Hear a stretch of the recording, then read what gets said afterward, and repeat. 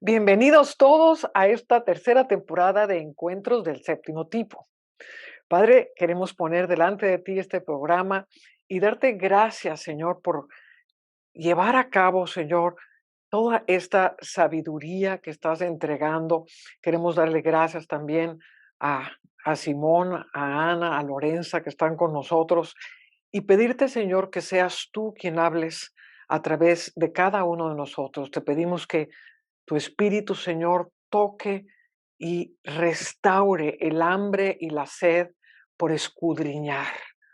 La palabra de Dios dice que el Espíritu escudriña todas las cosas.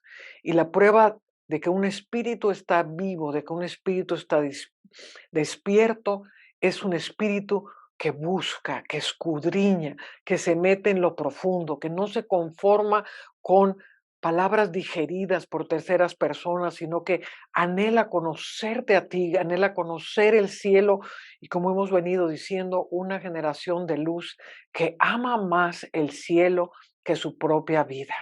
Padre, te pedimos que esta generación se levante y que este programa sea un instrumento para que esto suceda. Te damos a ti toda la gloria y toda la honra. Y bueno, vamos a empezar. Creo que Ana tiene algo muy maravilloso que contarnos acerca del libro de Enoc. Así que adelante, Ana. Muchísimas gracias, Va. Muchas gracias a todos por estar juntos en este nuevo capítulo de los encuentros del último tipo. Y después de la clase pasada, creo que es importante para todos nosotros que estamos empezando a leer este libro de Enoch. A mí en lo particular lo que me pasó fue, ok, me estoy encontrando con un libro completamente nuevo, me estoy encontrando con un libro que quizá la parte uno me costó muchísimo digerir, entonces dije, ¿por qué no empezamos este podcast, este programa de los encuentros del séptimo tipo, explicándole un poco a la audiencia cuando ellos se sumerjan en este libro de Enoch, qué es lo que se van a encontrar para que sea mucho, mucho más fácil, ¿no? Entonces, el libro de Enoch se compone de diferentes partes y el primer libro con el que nos encontramos es con el libro de los vigilantes. Y en esta primera sección, se los voy a describir súper rápido, ya después nos meteremos a profundidad en diferentes versículos a lo largo del programa, pero en esta sección, en el libro de Enoch, se describe la caída de los vigilantes, que eran ángeles que engendraron a los Nefilim, y narra diferentes viajes de Enoch en los cielos, ¿no?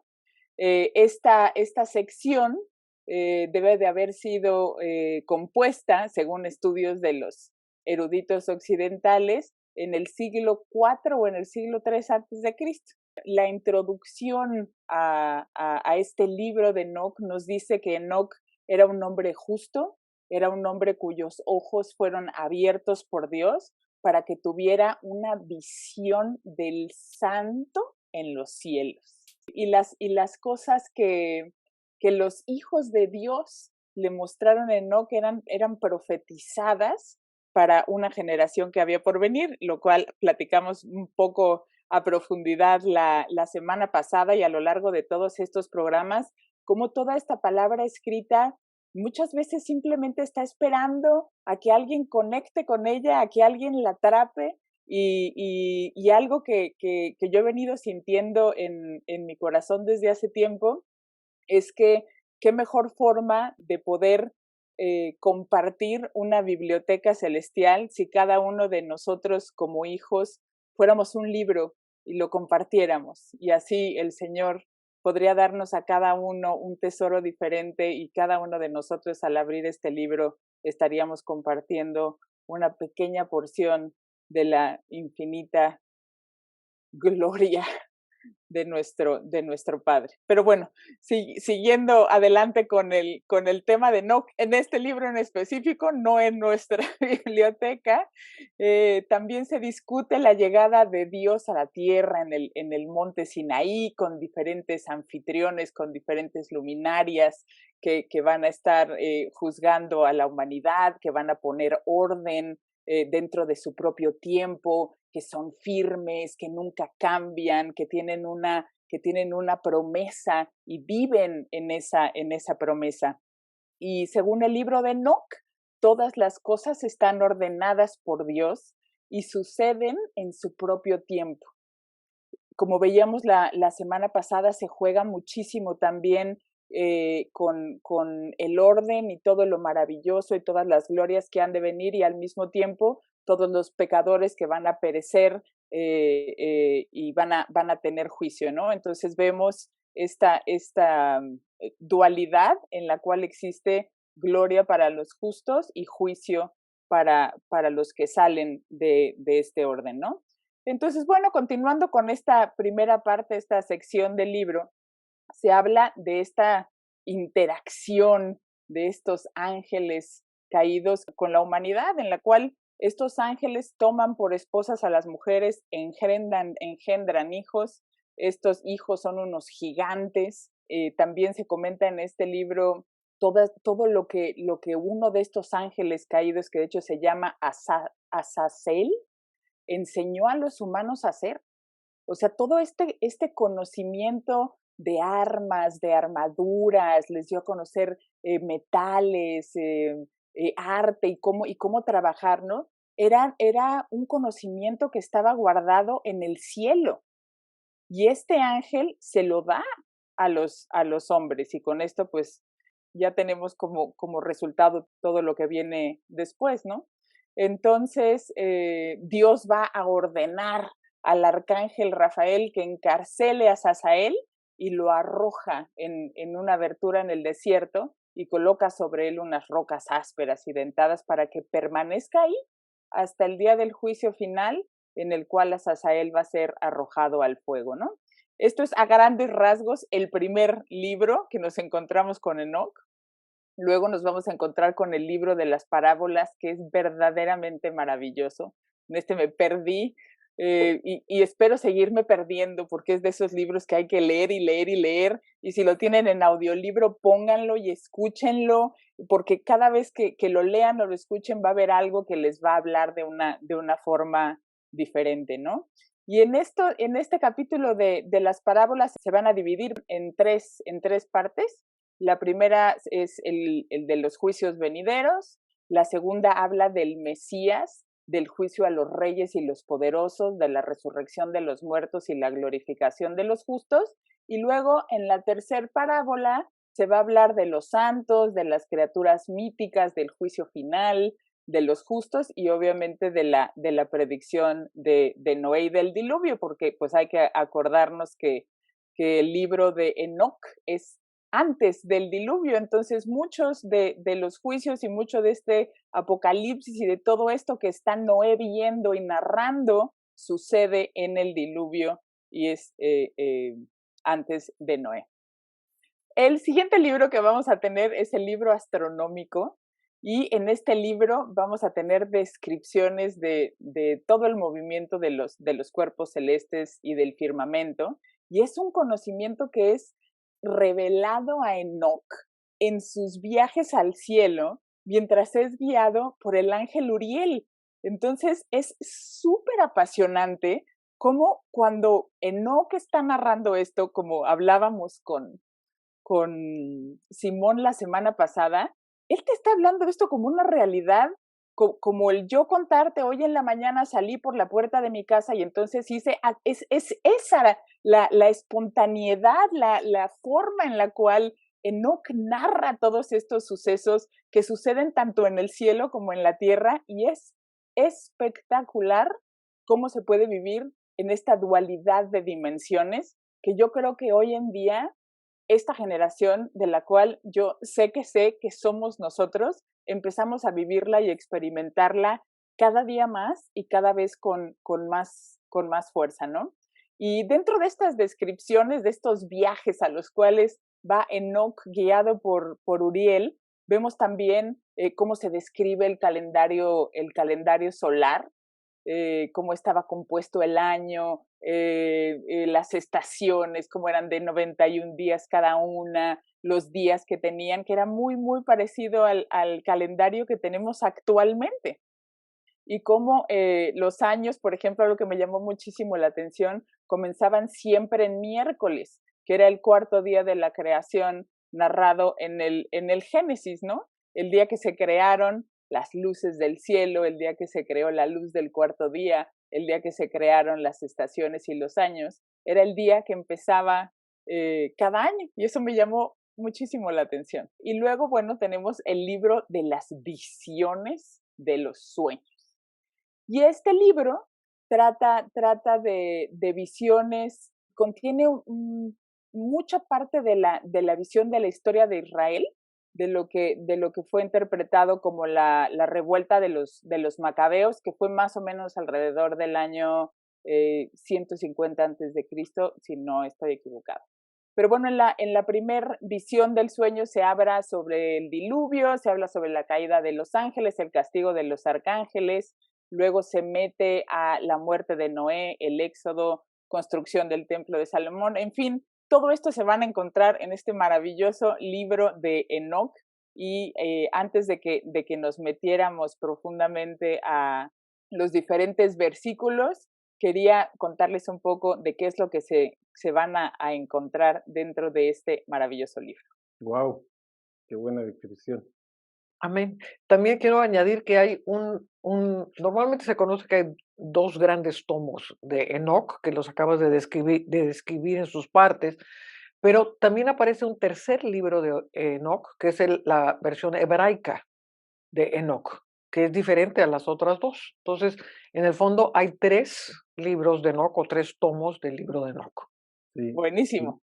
Quería mencionar a propósito, antes que se nos vaya la idea de algunos puntos que comentó Ana, lo interesante de ver cómo en esto que narra Enoch hay mucha referencia, como decíamos en el programa pasado, en la escritura, no solo versículo por versículo, sino en las imágenes y en la idea que nos plantea. Por ejemplo, cuando habla para mí es muy claro el paralelo entre la rebelión de los 200 vigilantes que caen y la rebelión que tiene Absalón con sus 200 que lo acompañaron.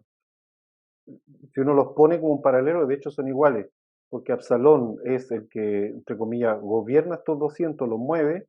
Por otro lado, hay un ángel, creo que es Shemijasa o Semijasa se llamaba, gobernaba los otros 200, pero Absalón tenía su poder en Aitofel, que era el consejero, y por otro lado estos otros 200 tenían a Azazel, que era el consejero. Y Azazel, el que cae, el peor castigo cae sobre Azazel en el juicio, precisamente porque él era el que enseñaba. Sobre todo, y ahí me llama la atención porque describe Enoch que Azazel le enseñó básicamente cómo se producían los mundos. Entonces, cuando nosotros entendemos que el mundo comienza a ser creado desde Caín, desde la muerte de Abel, ¿verdad? Cuando Abel es sacrificado y como dice el Señor Jesucristo antes de la fundación del mundo, que fue con la muerte de Abel, con la sangre de un profeta, se empieza a crear los mundos, la idea de su mundo abstracto. eh, ¿Cómo llegamos de esas ideas básicas que tenía Caín, que empezó a fundar las primeras ciudades, a lo que tenemos hoy? Bueno, porque Azazel, dentro de la rebelión posterior, con estos ángeles caídos, introdujo cierta enseñanza, así literal lo dice Enoch, enseñaron ciertas cosas de forma torcida, que estaban en el cielo, las trajeron de forma torcida a la tierra. Y entre eso, el cómo los mundos se autodestruyen entre ellos, y por eso fue la enseñanza de la guerra, de las armas, de la minería, porque le enseñó a extraer minerales, en fin. De ahí en adelante vamos a ver que la historia de la humanidad está lleno de esto, continuamente, digamos, los mundos destruyéndose uno a otro, usando los mismos puntos que nos describe muchos años antes. O sea, estamos hablando de que si fue tradición oral inicialmente, los libros de Enoch, por lo menos tienen 4.000 años. Y si ya los describimos desde que fueron empezados a ser escritos, ¿sí? A pasar a papel o a pasar a rollo en este caso, también estamos hablando de más de 2.000 años. Y sin embargo, lo que él describe ocurre hasta el día de hoy.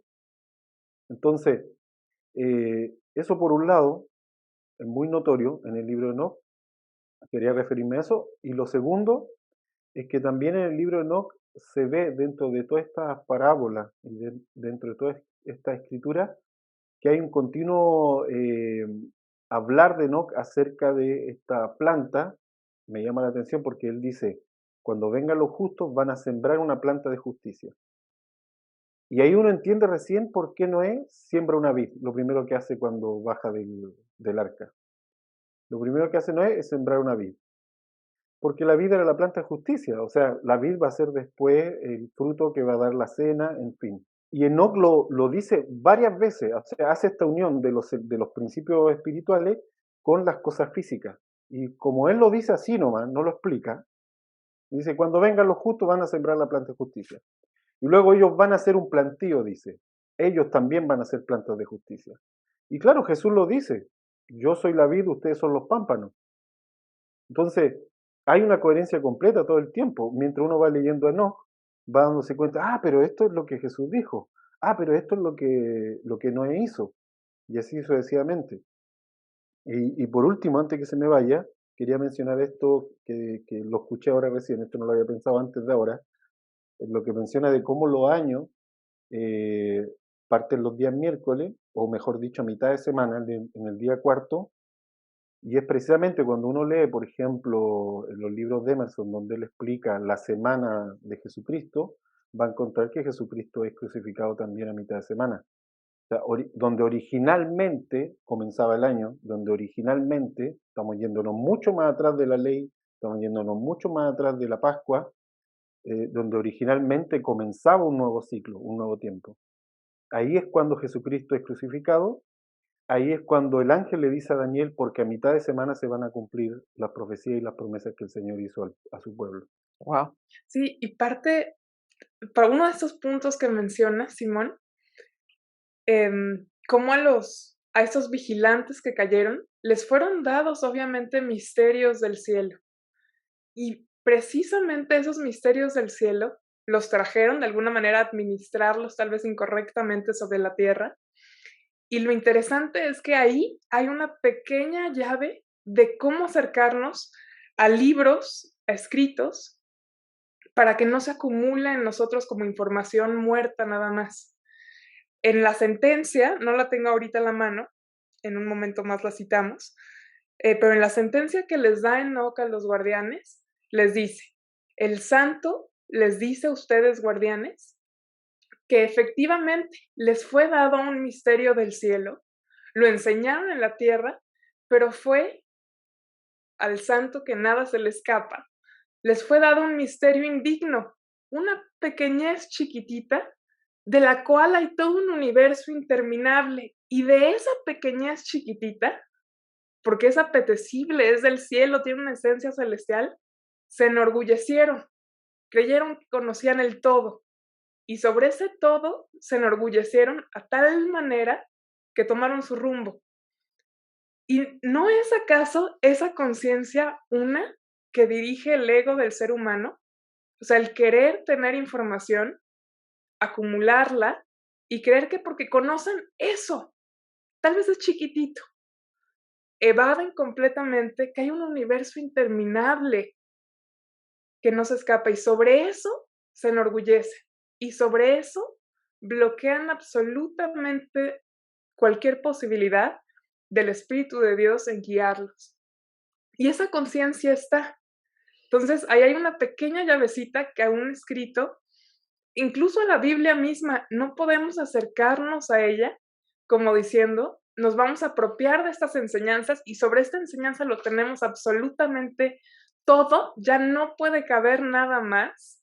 Yo ya te digo, tengo la información exacta, porque en ese momento bloqueas completamente la posibilidad del Espíritu de Dios en guiarte hacia cosas donde tal vez Él te quiere guiar y que van a ser extraordinariamente pioneras o extraordinariamente desconocidas o con otro idioma que tal vez lo estás abriendo para ti y para generaciones futuras.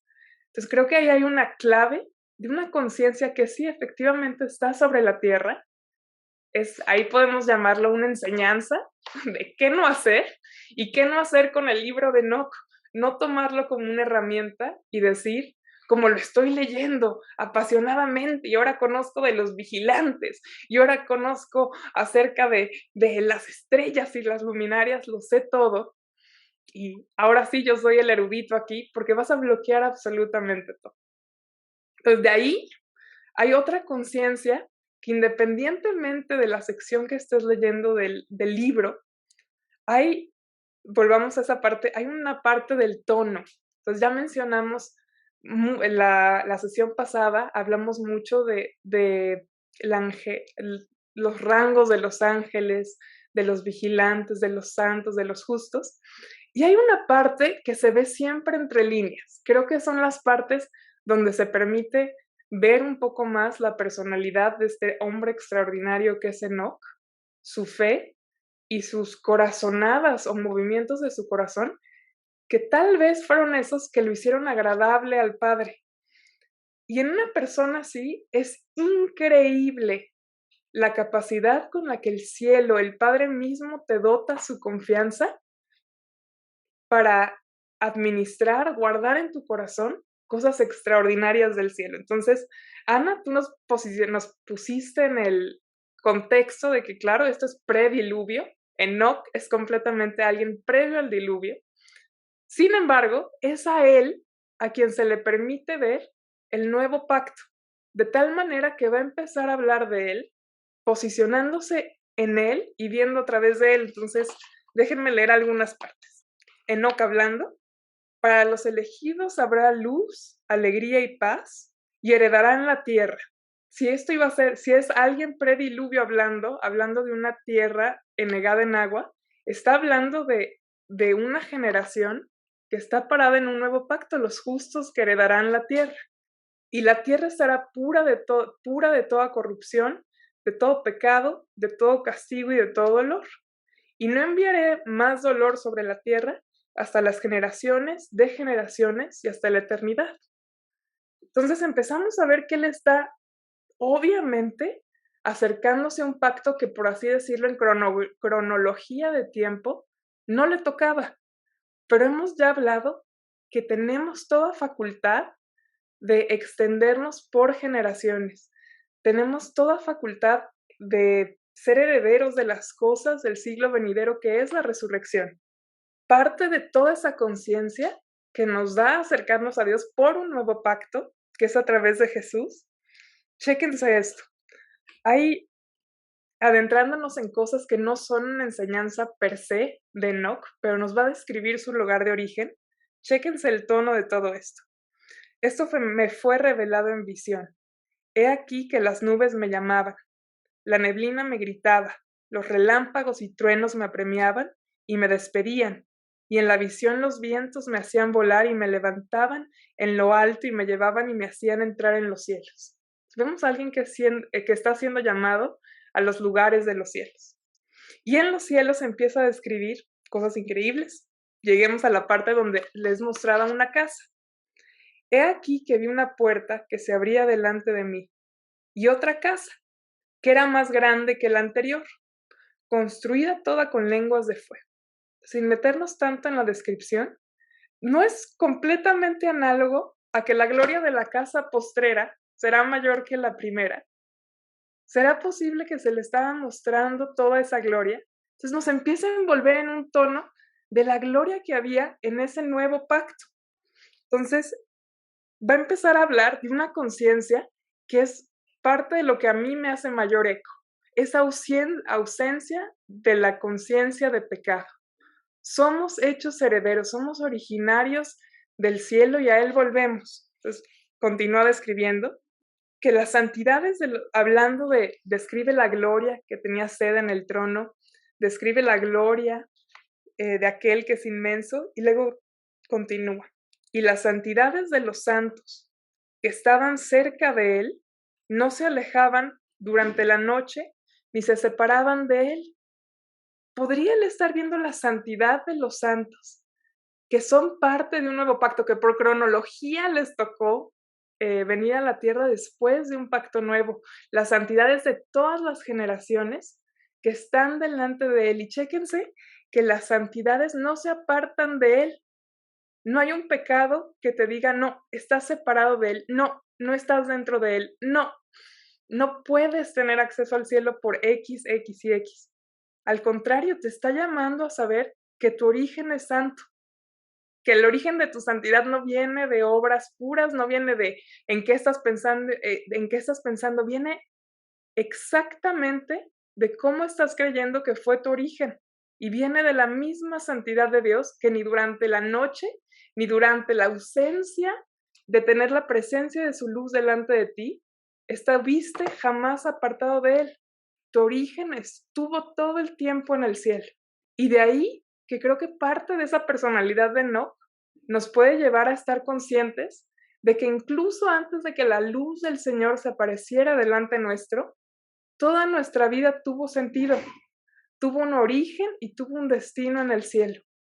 Y por supuesto que eso es un motor para que yo esté buscando cuáles son esos orígenes del cielo que me hacen quién soy en Dios y que le dan a mi vida ese tono donde todo lo que me atrae, las nubes, los relámpagos que hablan, te van elevando hacia los lugares del cielo.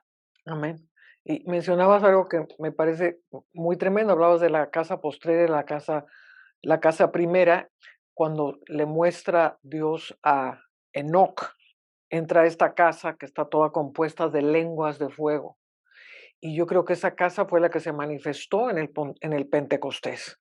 Porque muchas veces pensamos, y se predica, ¿verdad?, que la gloria postrera pues es en el siglo XXI, pero la gloria postrera empieza en el Nuevo Testamento. Esa es la casa postrera es la casa que es después del Antiguo Testamento. Es cuando baja la gloria de Dios por medio del Espíritu Santo, que esas lenguas de fuego, esa casa de gloria que vio Enoc, se manifiesta durante el Pentecostés.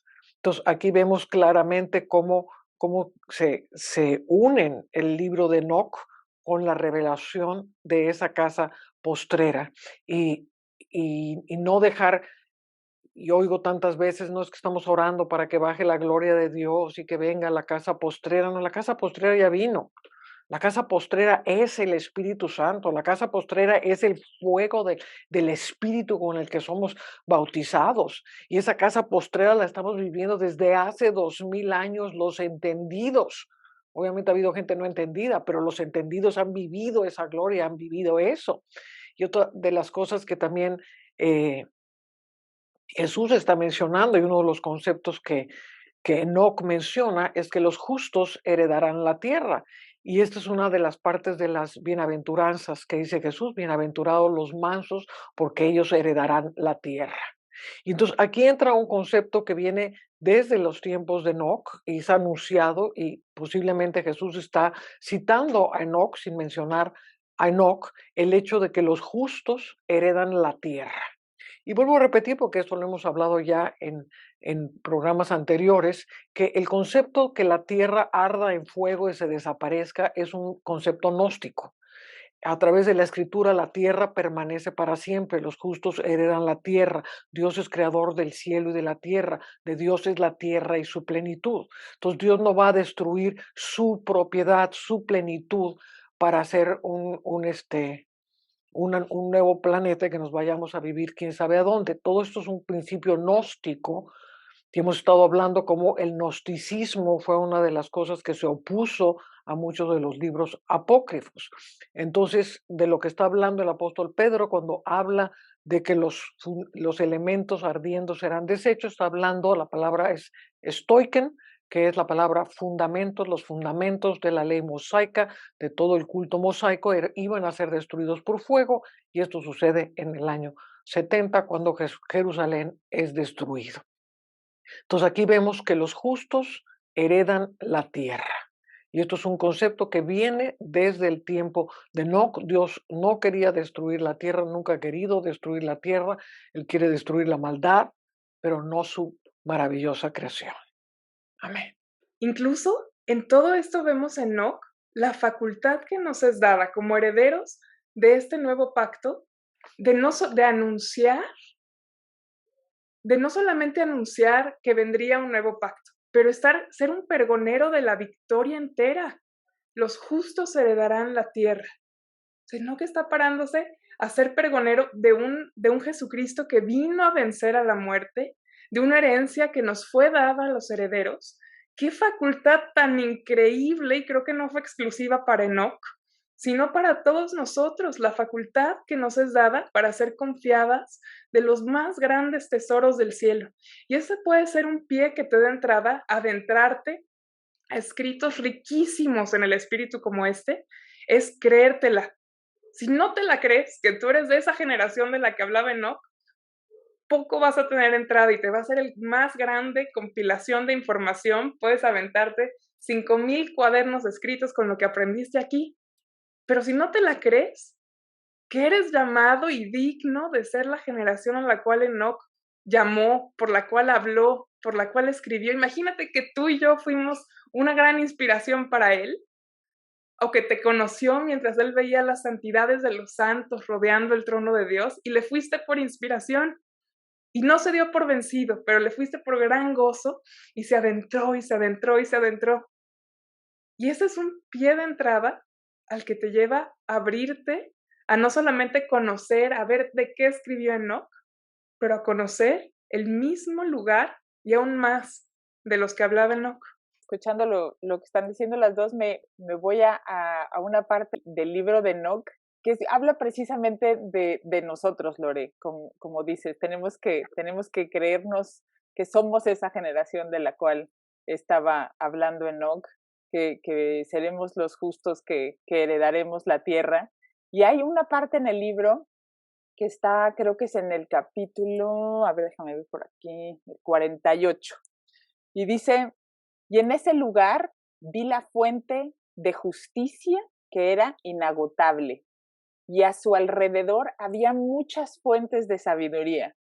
Y estas siguientes palabras, mi hermano, agárralas y hazlas tuyas, porque dicen: y todos los sedientos bebieron de ellos y se llenaron de sabiduría, y sus moradas estaban con los justos, santos y escogidos. Y ahora imagínense ese momento, porque lo que sigue, imagínense Enoch viendo este lugar de sabiduría, a toda esta generación de justicia bebiendo, y dice: y en aquella hora fue nombrado el Hijo del Hombre en presencia del Señor de los Espíritus, y su nombre ante la cabeza de los días. No, mi amado, es que esto está verdaderamente para que cada día nos sentemos a beber de su espíritu, de su sabiduría, de su gracia y de todos los tesoros que tenemos a la mano hoy en día. Amén. Y todas estas imágenes que da Enoch son de verdad, son muy poderosas, despiertan muchas, también tiene esta cosa de que despierta muchas semillas que a veces uno no sabe que están ahí. O sea, uno está leyendo y de repente hay frases de Enoch que calzan inmediatamente dentro del corazón, porque hay algo dentro del corazón que está ebulliendo, y Enoch lo dice, pero de la forma más precisa, digamos, como algo que mencionaba antes de empezar el programa, Ana, sobre esta frase del tema de las estrellas, donde dice, bueno, ellos agradeciendo es que entran al reposo. Entonces, y hay muchas cosas de esto de Enoch. A mí uno de los aspectos que mencionaba antes, que me llena mucho, es ver este hilo conductor de Enoch cuando habla de los plantíos, habla de la planta de justicia, refiriéndose a Cristo, habla de que esto es lo que se debe plantar inmediatamente, y es lo que hace Noé cuando baja, digamos, es lo primero que hace. Luego vemos esta misma imagen con el tema de la simiente. Los apóstoles van a volver a recurrir a la misma imagen de los plantíos. Jesucristo va a usar el tema de la semilla para hablar del reino también muchas veces. Y entonces siempre no que está mostrando esta batalla. Y yo creo que el detalle que él da de la rebelión de los ángeles caídos es precisamente porque la rebelión de los ángeles caídos era una lucha por la semilla, básicamente. Era una lucha por ver qué semilla iba a quedar.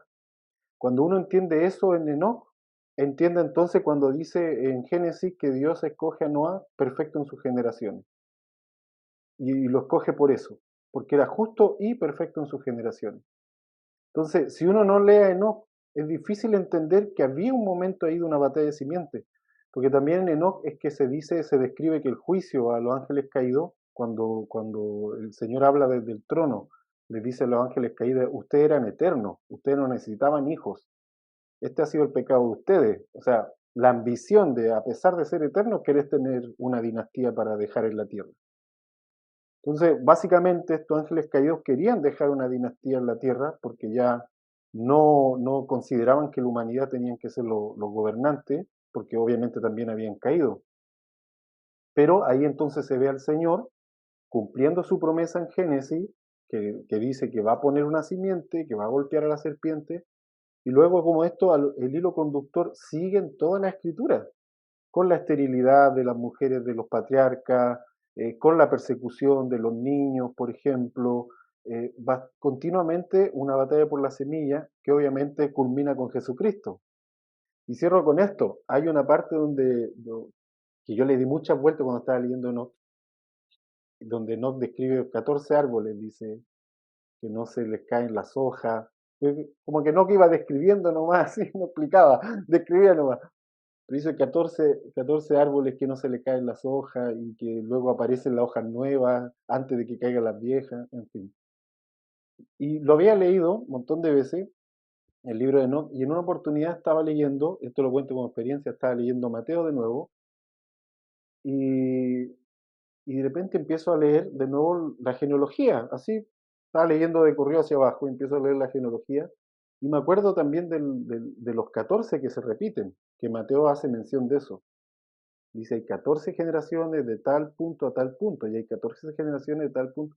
Él lo está diciendo como una prueba de que Jesucristo es el Mesías, de que hay secciones de 14 generaciones hasta llegar a Jesucristo.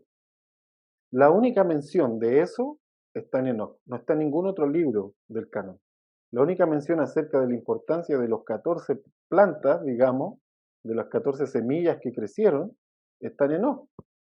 Y así uno puede seguir encontrando muchas menciones que Enoch hace, las hace así como decíamos, las dice nomás, no las explica.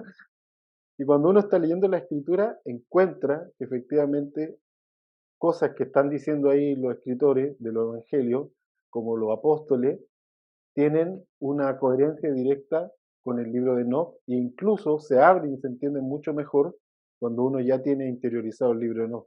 No, es fascinante las dimensiones que se abren con el entendimiento celestial que tiene Enoch, porque hay algunos que piensan, por ejemplo, mencionabas, Ana, que una de las secciones del libro de Enoch son pues la parte astronómica, pero va mucho más allá de entender las estaciones y cómo gira el sol alrededor, digo, cómo gira la Tierra alrededor del sol y todo este asunto. O sea, el entendimiento de lo que es la raquia, lo que es el shamayim, ¿de qué estoy hablando? El shamayim es el compuesto de todos los cielos. No solamente hay un cielo arriba, hay una serie de cielos.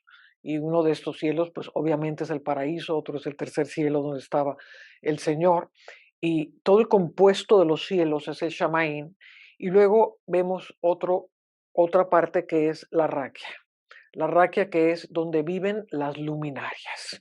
Y Enoch le va a dar una vida muy impresionante y una personalidad al entendimiento de las luminarias como seres angélicos de una orden de los ángeles de luz que radian sobre la tierra. Y esto es lo que vemos cuando en el Génesis es creado en el cuarto día. Pensamos y lo leemos a la ligera que en el cuarto día se creó el sol natural, pero cuando vamos entendiendo ya las profundidades de las dimensiones, de los paralelismos, vamos a ver que hay paralelos en el cielo y paralelos en la tierra. Y cuando Dios está creando las luminarias como seres vivos, como seres angélicos maravillosos, y parte de esas luminarias somos nosotros antes de la fundación del mundo, sentados en lugares celestiales juntamente con Cristo Jesús. Y esto lo vemos claramente también reflejado en el Génesis. Voy a ir rápidamente a esto, donde dice, y después dijo Dios, estoy leyendo Génesis 1:14, después dijo Dios, haya lumbreras en la expansión de los cielos para separar el día de la noche y sirvan de señales para las estaciones, para los días y para los años. Aquí lo que está diciendo es, haya luminarias en la raquia del Shamayim. O sea, haya estas luminarias que van a regir para separar el día y la noche. Desde el principio, Dios establece el día como los hijos del día, como una dimensión espiritual, y la noche como una dimensión de las tinieblas. Y estas luminarias tienen como misión separar la luz de las tinieblas, el día de la noche. Recordemos que en el Génesis los días eran contados y fue la tarde y la mañana un día, no dice fue el día y la noche un día. Entonces, día y la noche son conceptos de un mundo espiritual que Enoc le va a dar una tremenda relevancia al entendimiento de lo que son las luminarias. Y dice, y sean por lumbreras en la raquia del Shamaín para alumbrar sobre la tierra, y fue así. E hizo Dios las dos grandes lumbreras, la lumbrera mayor que señorease en el día y la lumbrera menor para que señorease en la noche, e hizo también las estrellas. Y las puso Dios en la raquia del Shamayín para alumbrar sobre la tierra y para señorear en el día y en la noche y para separar la luz de las tinieblas. Entonces la palabra señorear es un verbo inteligente. Señorial no quiere decir una lucecita que está prendida en tu casa. Señorear significa un verbo inteligente que tiene que ver con regir en los cielos, con regir las regiones de la luz, con regir las regiones de las tinieblas. Y estas estrellas, que son parte de las luminarias, somos cada uno de nosotros. Y bueno, profundo entendimiento sobre esto, pero quiero que lo entendamos como los justos. Y vamos a leer esta parte en Enoc, que a mí me parece muy interesante. Dice, después vi otros relámpagos y estrellas del cielo. ¿Se acuerda, por ejemplo, los seres vivientes se mueven como relámpagos en el libro de Ezequiel?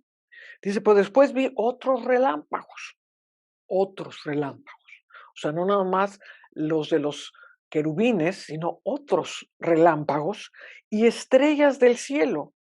Y como él las llamaba por sus nombres y ellas le prestan atención. Entonces aquí estamos viendo que no son unos seres inertes en el firmamento, sino que son unos seres vivos y estas estrellas, vamos a ver cómo son en una parte ángeles y en otra parte somos todos nosotros los que hemos alcanzado la justicia en Cristo Jesús.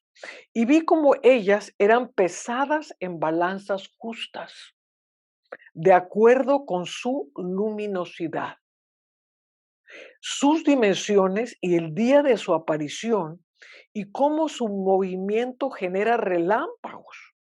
Y vi su curso de acuerdo con el número de los ángeles y cómo se guardan fidelidad entre ellas. Entonces, abre tu entendimiento para ver que en la justicia de Dios vosotros sois la luz del mundo. Y esta luminosidad produce relámpagos de energía donde nos movemos para separar el día de la noche. Entonces dice, producen relámpagos y son pesadas según su luminosidad. Una parte interesante cuando nos metamos en el libro de Tomás es que habla de que nosotros somos la luz y que si nosotros no alumbramos, en la tierra hay oscuridad. Por eso es tan importante entender nuestra luminosidad y cómo esto afecta no solamente el mundo espiritual, sino el mundo natural. Eran relámpagos que salían. Dice, y se guardan fidelidad entre ellas. Aquí volvemos a ver la unidad de los verdaderos hijos de Dios que no están buscando a crear una nueva denominación y a ver cómo me separo de los demás, sino que estamos buscando la unidad. El sello de un verdadero profeta, el sello de un verdadero apóstol, está siempre buscando la unidad y no la separación y la exaltación de su nombre. Entonces, muy, muy importante entenderlo. Entonces, son pesadas en balanza según su luminosidad. Y le pregunté al ángel que iba conmigo y me mostró lo que estaba oculto. ¿Qué es eso?, me dijo. El Señor de los Espíritus te ha mostrado su parábola. Estos son los nombres de los santos que viven sobre la tierra. ¿Quiénes son estos que son pesados en balanzas según su luminosidad? Dice, estos son los nombres de los santos que viven sobre la tierra y creen en el Señor de los Espíritus por los siglos de los siglos. Entonces vemos cómo el libro de Enoc nos va a abrir una dimensión de quiénes somos y cómo esa luz de la santidad de la que hablaba Lorenza, que es el origen del cual somos, y somos pesados según nuestra luminosidad. Entonces, cada uno tiene que determinar por el nivel de su santidad, por el nivel de cuánto Cristo vive dentro de ti y cuánto estás afectando el mundo espiritual, porque uno de ustedes mencionaba, creo que fue Lorenza, que no se trata nada más de conocer un montón de palabras y decir, ay, no, pues ya sé, ahora ya leí el libro de Enoch, sino cuál es el fruto de luminosidad que te da la revelación que viene del cielo. Todo lo que viene del cielo tiene un impacto sobre la tierra, toda revelación tiene que repercutir en fruto. Por su fruto los conoceréis, no por los libros que hayas leído de revelación o por las visiones que te hayan sido dados, sino cuál es el fruto que surgió de esa revelación. Si la revelación viene sin fruto, esa revelación murió, se secó, y como decía el libro de Tomás, el que le ha sido dada la luz pero no ilumina, no irradia, a su alrededor hay oscuridad y él es la oscuridad. Selah. Hay un asunto importante también de las luminarias. Creo que Ana nos quiere comentar algo de las luminarias que estábamos hablando antes de empezar el programa. Sí, y justo tiene que ver con este versículo que mencionó Simón hace un momento. Y es de esos versículos que conectan, que conectan con tu espíritu y que están simplemente ahí esperando a que alguien los agarre. Y este versículo está en la parte en la cual Enoc está describiendo todas las cosas que está viendo en el cielo. De hecho, se los voy a leer porque es súper, súper profundo. A mí verdaderamente me maravilló. Y dice, y vi las cámaras del sol y la luna, de dónde proceden y a dónde vuelven, y su glorioso regreso, y cómo uno es superior al otro, y su órbita majestuosa, y cómo no abandonan órbita, y no añaden nada a su órbita ni le quitan nada, y se mantienen fieles unos con otros, de acuerdo con el juramento por el que están unidos. Y más adelante dice, y dan gracias y alabanza y no descansan, porque para ellos agradecer es entrar en su reposo. Que mis amados, cuando quieran ustedes entrar en el reposo del preciosísimo Señor de los Espíritus, empecemos a dar gracias y dar alabanza. No es necesario complicarnos la vida, simplemente dando gracias y alabanza, y podremos entrar en su maravilloso reposo. Y este es un principio muy maravilloso de intercesión, porque muchas veces la intercesión se queda en peticiones, en plegarias, en hacer subir el clamor. Pero habiendo venido el reposo, Jesús es nuestro reposo, el ver la obra terminada de Cristo y agradecerla, agradecer todas las cosas que nos son dadas, agradecer todo lo que ya tenemos, lo veamos o no lo veamos. Cuando empiezas a agradecer lo que ya tienes, empiezas a gravitar lo de los cielos a la tierra. Esto es un principio básico de entender los cielos, que las peticiones ya no son peticiones de gemir, de clamar, de dolor, a ver si Dios me escucha, sino al entrar en el reposo, en ese reposo empiezo a agradecer todo lo que me ha sido dado, porque todas las cosas que pertenecen a la vida y a la piedad os han sido dadas. Buscad primeramente el reino de Dios y su justicia, porque haciendo esto todas las cosas os son añadidas.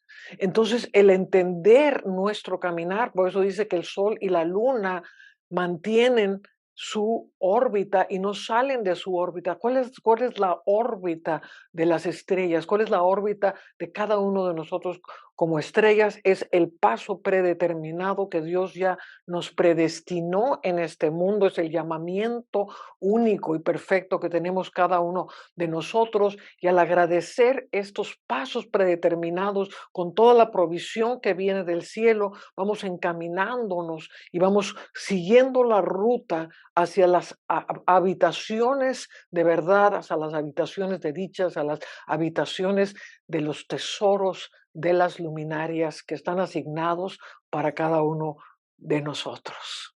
Amén. Bueno, pues con esta maravillosa enseñanza de entrar en su reposo, del agradecimiento, pues queremos a ti darte todas las gracias, Señor. Gracias por la vida, gracias por todas las cosas maravillosas que ven nuestros ojos alrededor. Gracias porque nos permites entresacar lo precioso de lo vil en todas las circunstancias, en todas las personas, en todas las cosas creadas. Está esa sustancia, esa esencia tuya, esa tierra gloriosa y esa dimensión celestial que pusiste en todas las cosas cuando uniste los cielos y la tierra. Te damos gracias, Señor, porque tenemos todo lo suficiente, tenemos todo lo que necesitamos y te lo agradecemos infinitamente. Que el Señor les bendiga a todos. Gracias, Simón, gracias, Anita, gracias, Lore. Les bendecimos y hasta nuestro próximo programa en Encuentros del Séptimo Tipo. Que el Señor les bendiga.